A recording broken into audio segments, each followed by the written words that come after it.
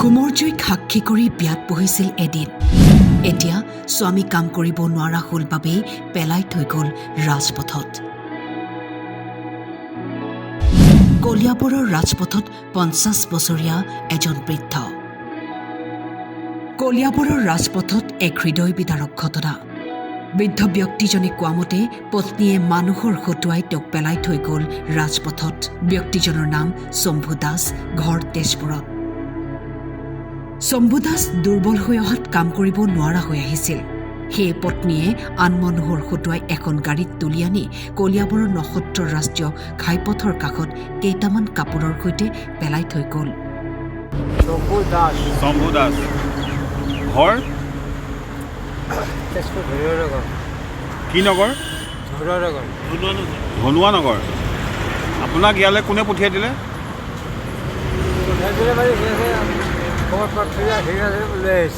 লৈ আহিছে। কোনে কোনে লৈ আহিছে? নাম নাজানে।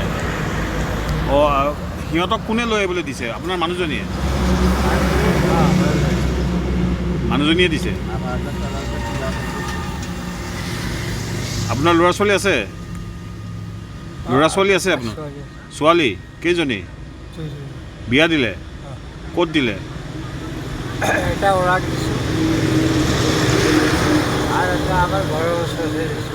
তেজপুৰতে।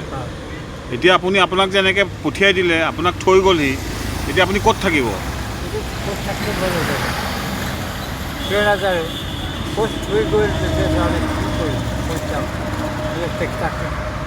ভাবি আছোঁ আপুনি আগতে কি কৰিছিলে? কাৰ্পেণ্টাৰ কৰিছিলে। এতিয়া কাম কৰিব নোৱাৰে?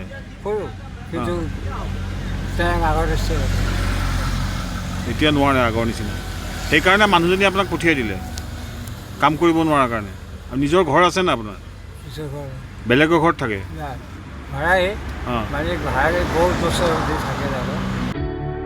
প্ৰশ্ন হয়, এগৰাকী পত্নীয়ে বিবাহপাশত আবদ্ধ হোৱাৰ সময়তেই হোমৰ জুইক সাক্ষী কৰি শপত খাইছিল গোটেই জীৱন একেলগে অতিবাহিত কৰিব। কিন্তু আজি দেখা গ'ল এক বিপৰীত দৃশ্য। এতিয়া মানুহ এজন পালোঁ, অলপ অসুস্থ যেন দেখিলোঁ। থানাত খবৰ দি পেলাই মানুহজনক লৈ গৈছে। মানুহজন মানে পৰিয়ালৰ লোকে এৰি থৈ গৈছিল? পৰিয়ালৰ লোকে এৰি থৈ গৈছিল বুলি তেখেতে কৈছে। সিমানটোৱে আৰু তাৰপাছত এতিয়া পুলিচে লৈ গৈছে।